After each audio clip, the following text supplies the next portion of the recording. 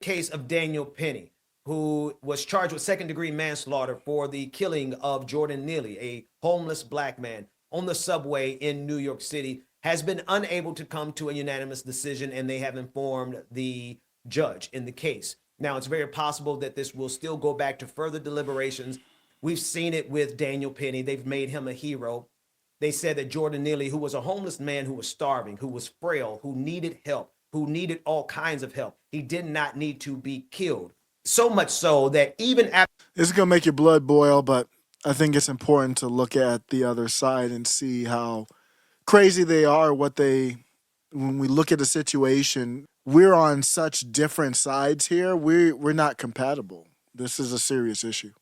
After the train was emptied, Daniel Penny was still there strangling Jordan Neely. Even if Daniel Penny felt like he needed to restrain him, when everyone was off the train, where was the threat? The threat was gone. But that particular information doesn't matter to MAGA white people, or some MAGA blacks for that matter, but particularly those who are on social media who are salivating at the opportunity to get away with murdering black people. It's the number one thing on their list to do. If Jordan Neely was white, this nigga would have kicked him in the face on the way off the train and wouldn't have thought twice about it. If Jordan Neely was white and Daniel Penny was black, this nigga would have been making gifs of this thing to post all over social media. He has gone completely Pastor Ben. I don't know what happened with him. He's gone more Kyle Kalinske than Kyle Kalinske. I actually used to like his show. He's a left, I don't know. I don't even know if left is the right word for these types. It's almost like they're MSNBC rejects. Like they want to be on a MSNBC, but they can't make it or whatever. That's the vibe I get. Let's continue on. It's on their Christmas wish list. They want nothing more than that. How do I know? They're still rewriting the history of Derek Chauvin and George Floyd. They insist on rewriting the record. What you saw happen to George Floyd, to them, can be rewritten by them saying George Floyd didn't die because of Derek Chauvin. George Floyd died because of a drug overdose. And they repeat it enough times to convince themselves. And if you say anything different, then you are the moron. It's almost 2025 and this bruh is still defending George Floyd in that manner. You are the racist. You are the one who is not living in reality. They did the same thing with Trayvon Martin. They did the same thing with Tamir Rice. They do continually the same thing with Emmett Till. And this is a generational phenomenon that has been consistent through the thread of American history. There are so many black bodies who have been killed by white people who have never received justice. And Make America Great Again, MAGA, is just the latest iteration of it. It's their number one goal. It's what drives them more than anything else. More than anything else, they want to be able to get rid of people like me. And how's that unity working out for y'all? For anyone who is asshat enough to use the term unity. Bro, there's zero unity happening here. You need to define that for me. You need to get a little bit more specific. What do you mean by unity? I'm talking about this. That message is for anybody who's ever used the term. Well, let's talk about right now. I've used the term in the past. That's not me now. Whoever's using it right now, explain to me what that means. Because there is no unifying with this. You, black man, black woman, I give you this video because I want to warn you. Red alert, black people. Be on red alert every time you have to be around someone like MAGA. Wow. Why? Because they have invested in their hearts. Wow. They have invested in their souls to be able to come up with any narrative possible to get away with killing you. There is no instance, there is no scenario under which a white person can kill you and they will say that that person is guilty of murder. Wow. There's no scenario. Wow. They have crafted narrative after narrative, and it doesn't matter what was done on video. It doesn't matter if the world saw what Derek Chauvin did. No. All that matters is that they have enough social media power now to rewrite history. Oh, is that what this is about? Okay, now we really know what it's about. What do they expend most of that energy on as it pertains to the black community? getting away with murder. How to get away with murder? Just become a part of MAGA. Wow. Okay. So it's really about you can't trend unless you talk about MAGA. And you're not happy about that. So it comes out in this way. Now, that's very, very insightful. Thank you. If you listen closely enough, they will tell you everything you need to know. Well, I live in the East Village in Manhattan, so I take the subway multiple times a day. In this instance, I was coming from school. I got out of class around 2:15, and I took the J Street. I was at J Street Metro Tech, took the Uptown F train. At Second Avenue, a man came on, stumbled on. Appeared to be on drugs. The doors closed, and he ripped his jacket off and threw it at the people sitting down to my left. I was listening to music at the time, and he was yelling, so I took my headphones out to hear what he was yelling. And the three main threats that he repeated over and over was, "I'm going to kill you, I'm prepared to go to jail for life, and I'm willing to die." You know, this was a scary situation, and Mr. Neely came on. He was threatening. I'm 6'2", and he was taller than me, so it was. And there's a common misconception that Marines don't get scared. We're actually taught one of our core values is courage, and courage is not the absence of fear, but how you handle fear. And you know, I was scared for myself, but I looked around. I saw women and children. He was yelling in their faces, saying these threats. I couldn't just sit still. Some people say that I was holding on to Mr. Neely for 15 minutes. This is not true. I mean, between stops is only a couple minutes. So the whole interaction lasted less than 5 minutes. Some people say I was trying to choke him to death, which is also not true. I was trying to restrain him. You can see in the video, there's a clear rise and fall of his chest, indicating that he's breathing. I'm trying to restrain him from him being able to carry out the threats. And then some people say that this was about race, which is absolutely ridiculous. I didn't see a black man threatening passengers. I saw a man threatening passengers. It's about race, just not how they think it is. A lot of whom were people of color. The man who helped restrain Mr. Neely was a person of color. Mm-hmm. A few days We saw after the that. incident, I read in the papers that a woman of color came out and called me a hero. Yep. I don't believe that I'm a hero, but she was one of those people that He should get a key to the city. I was trying to protect. We were all scared. Mr. Neely was yelling in these passengers' faces, and they looked terrified. The reason why there was no video at the start of the altercation was because people were too afraid getting away from him, and the videos didn't start until they saw that situation was under control. I knew I had to act, and I acted in a way that would protect the other passengers, protect myself, and protect Mr. Neely. I used this hold to restrain him, and I did this by leaving my hand on top of his head to control his body.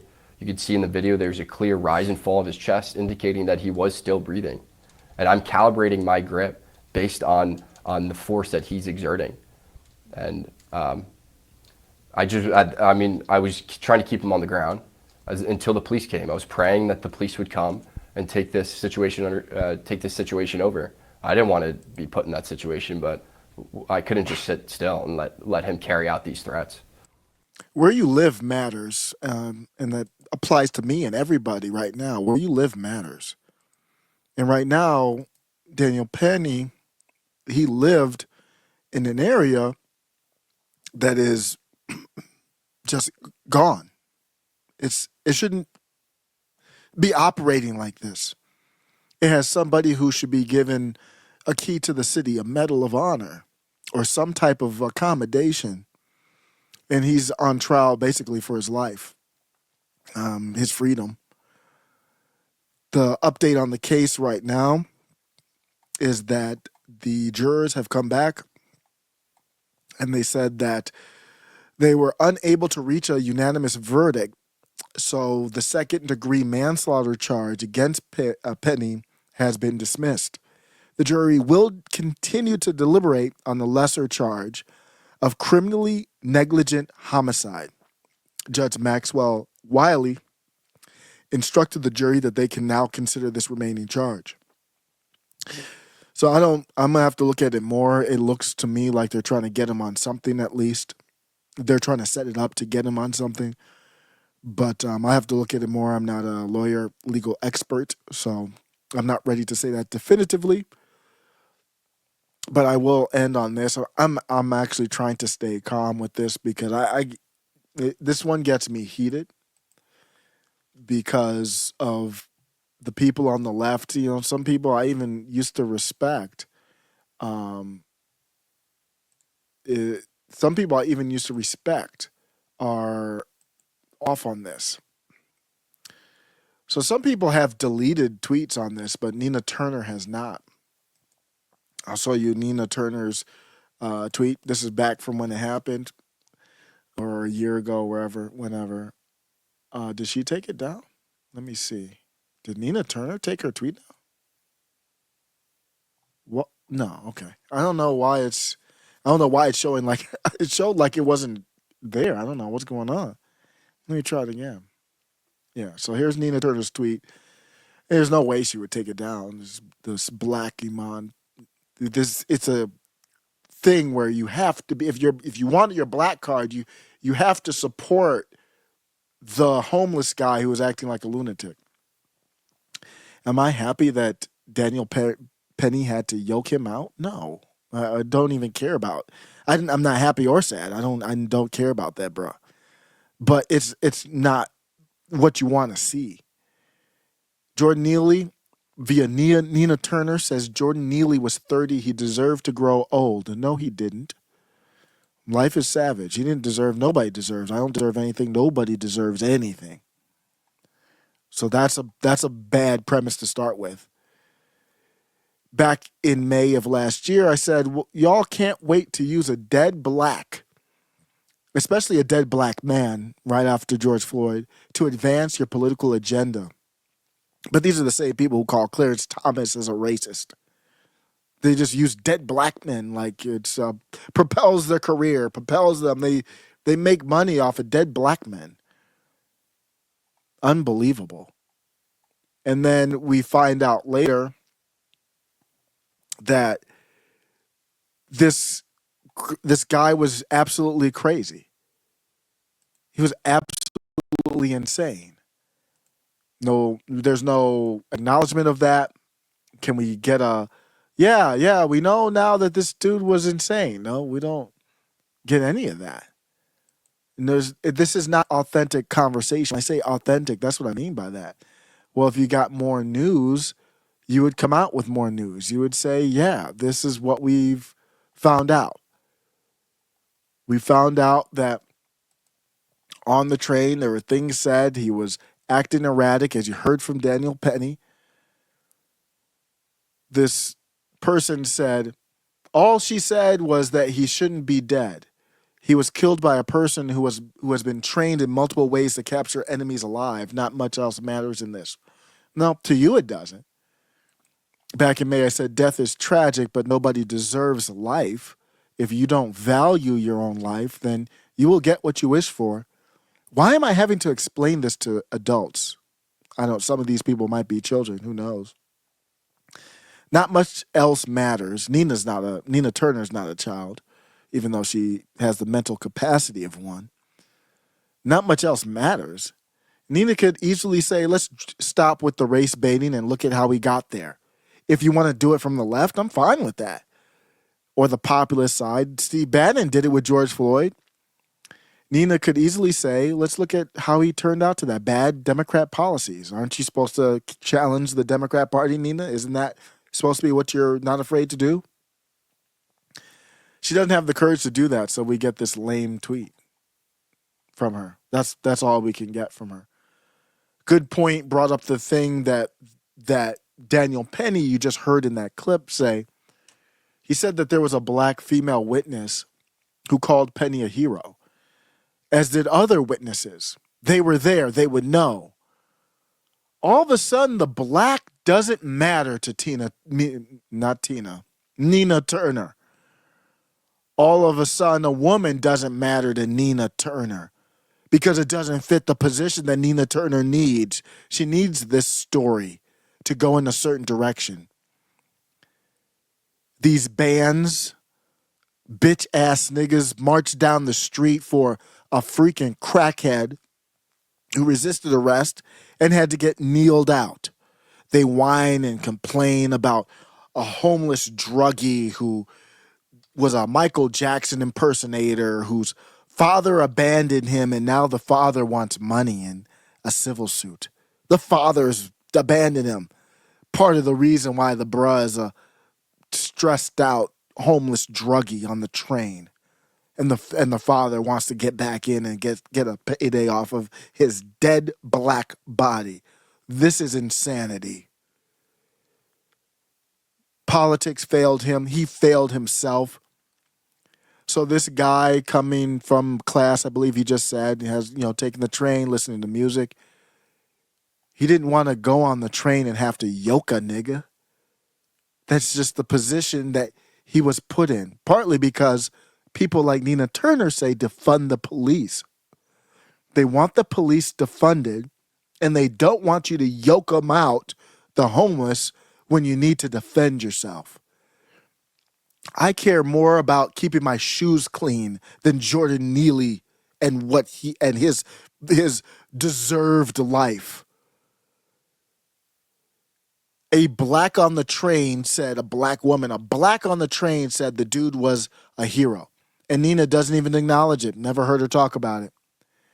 And it's not like the black is some political person on the right, which why would that even matter?